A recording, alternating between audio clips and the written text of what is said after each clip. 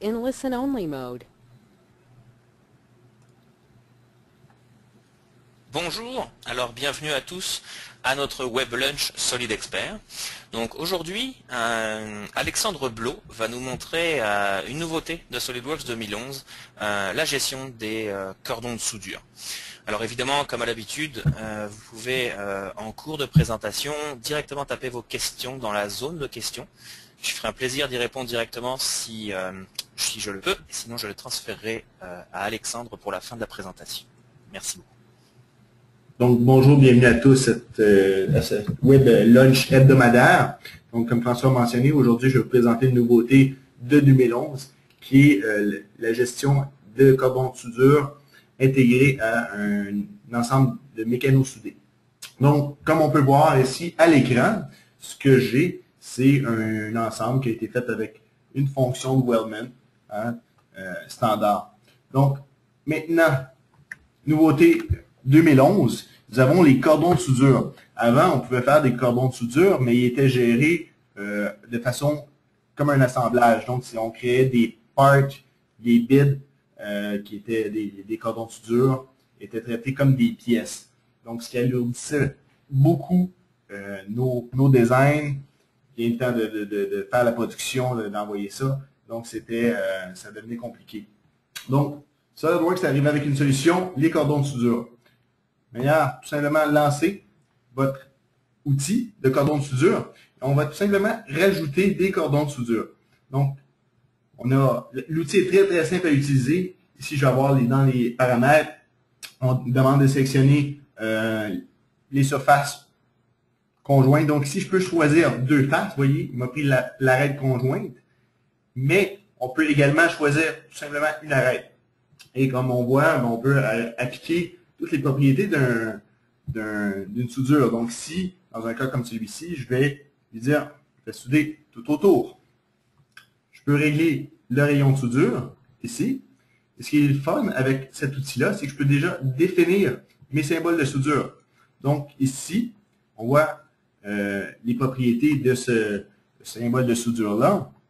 On a le tout autour, puisqu'on l'a déjà défini. On voit le rayon, les caractères. Si on veut changer le symbole de soudure, c'est un petit peu c'est de la même façon qu'on traitait dans une mise en plan. Sauf que là, on le fait directement sur notre pièce. Donc, je vais tout simplement accepter. Et ce que je viens de faire, c'est graphiquement, je viens de propager notre cordon de soudure sur notre élément mécano-soudé. Donc, comme on peut voir, j'ai ici mon cordon de soudure. Ce qui est intéressant, c'est que ça fonctionne dans plusieurs cas. Ici, on a une pièce. Ici, on voit qu'il y a un jeu, puisqu'on n'a pas coupé la pièce de façon à combler le jeu. Évidemment, dans la réalité, ce qu'on va faire, on va remplir cet espace-là avec un cordon de soudure. Donc ici, si je relance mon outil, et si je choisis les deux faces, il va me prendre l'arête virtuelle entre les deux, notre milieu. Évidemment, je vais souder tout autour, donc on voit ici, on remonte un petit peu le cordon de soudure, mais je garde toujours mon rayon de 5 mm. Donc ici, je peux appliquer mon rayon de soudure. Donc j'ai mon cordon. Donc ça va s'appliquer à plusieurs façons. Tous les types de soudure sont pris en considération. Donc ici, je viens prendre la surface, c'est-à-dire l'arête, désolé, et puis je vais dire tout autour. Vous voyez avec quelle simplicité il a détecté. On avait appliqué un chanfrein, une préparation en vue de la soudure ici. SolidWorks, pas de problème, il détecte, donc je peux appliquer. Tout ce qui est fait au long de ces opérations-là, maintenant, c'est que je vais avoir un dossier au même titre que les pièces qu'on avait de notre mécano-soudé. Mais ici, je vais avoir un dossier maintenant pour les cordons de soudure. Ce qui est intéressant, c'est qu'ici, si j'ai plusieurs types de cordons de soudure, ils vont être regroupés. Donc ici, on peut voir les cordons sont situés où. Mais ce qui est intéressant aussi avec cette option-là, c'est que faites un clic droit dessus, vous avez des propriétés. Donc, on peut donner des propriétés à nos soudures. Donc ici, si je lance le tableau des propriétés, mes 5 mm, ici, je peux y définir le matériau de soudure. Je peux y définir également le processus. Et je peux également rajouter de la masse. Donc maintenant, sans qu'elle soit physique, hein, parce qu'on, dépendamment des assemblages qu'on va faire dans SolidWorks, des fois, ça peut être un point critique. On a tellement de soudure que ça ajoute vraiment du poids à notre structure. Mais là, facilement, je peux savoir combien je viens d'ajouter. Donc, ici, je peux même rajouter un coût monétaire à ces soudures-là et également un temps de soudure. OK? Et si jamais on a plus qu'une passe à faire, ben c'est des options qui sont disponibles. Donc, ici, juste à titre informatif, on va marquer tiens, des notes ici, juste pour voir un petit peu plus tard, on va les récupérer. Autre chose, qu'est-ce qui est intéressant, c'est que, voyez-vous, j'ai déjà la longueur qui est fournie en millimètres, puisque mon document ici est en millimètres. Mais l'outil est un petit peu plus poussé que ça. On voit ici, hein, j'ai avec un outil de recette, on est venu faire un renfort, je peux réutiliser mon cordon de soudure. Ici, j'ai un outil, un assistant de soudure. Qu'est-ce qui est intéressant? C'est que, voyez-vous, mon curseur s'est transformé en crayon. Donc, mon crayon me permet tout simplement de prendre une surface, dessiner. Voyez-vous, il a pris les arêtes que j'ai besoin. Donc, dans une sélection, ça peut être plus évident aller sélectionner plusieurs. Puis, vous voyez, l'outil, je peux travailler plusieurs trajectoires, plusieurs cordons en une seule opération. Tantôt, je l'ai fait manuellement pour vous montrer les différences, mais je peux le faire de façon plus optimum. Si je reviens un petit peu, je vais juste réenlever ces trajectoires-là pour récupérer celle-ci. Donc ici, je vais lui dire, je la veux évidemment des deux côtés. J'ai d'autres options qui sont disponibles. Hein, évidemment, c'est pas tout le temps nécessaire de souder à la grandeur. Donc ici, je peux y aller en discontinu. Donc, mon tableau me permet de rentrer des valeurs de discontinu. Donc, vous voyez, ici. Donc, je peux accepter. Également, ce qui est intéressant, tantôt, je vous ai parlé des notes qu'on pouvait rentrer, pareil comme si c'était dans la mise en plan. Évidemment, ceux-là, si je double-clique dessus, je peux aller changer mes annotations ici.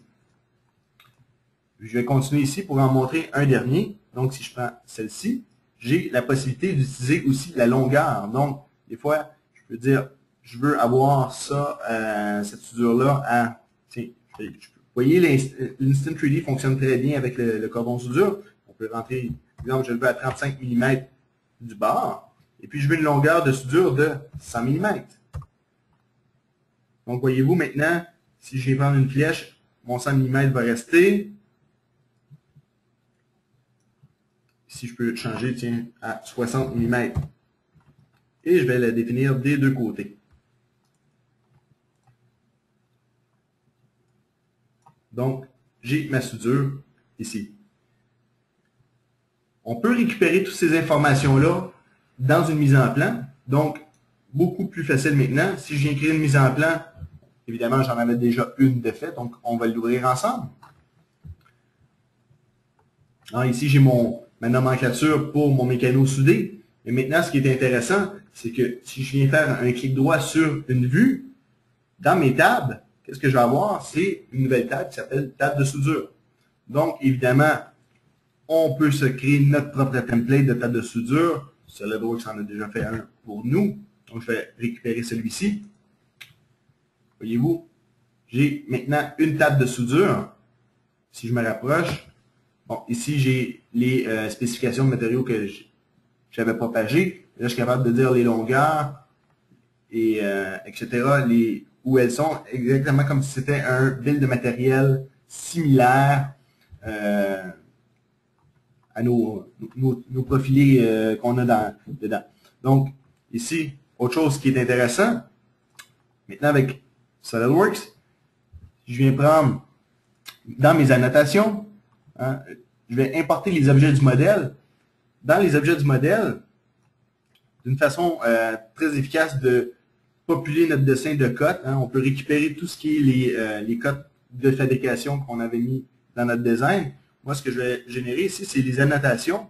Donc, on a vu tantôt, j'avais des annotations. Et je vais prendre aussi l'aspect soudure. Donc, l'aspect soudure, c'est communément appelé, dans le bon français, un caterpillar. Donc, ici, je vais tout simplement les récupérer. Je vais choisir dans cette vue-là.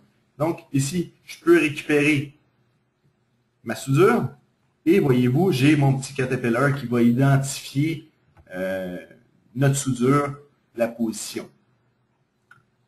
Donc, ici, j'aurais peut-être un petit ménage à faire au niveau de mes annotations. Peut-être c'est peut-être pas la meilleure vue pour vous démontrer, mais comme on peut voir ici, j'ai une définition graphique qui va m'identifier mes petits caterpillars. Donc, c'est l'outil que je voulais vous montrer aujourd'hui. Donc, c'est les cordons de soudure. Ceux qui vont faire de la structure vont grandement apprécier cet outil-là. Donc, je vous invite à l'utiliser. Si jamais vous avez des questions, vous pouvez nous les poser. On va essayer de vous répondre le mieux possible de notre savoir. Donc, pour ce, je vous remercie. Je passe la parole à François.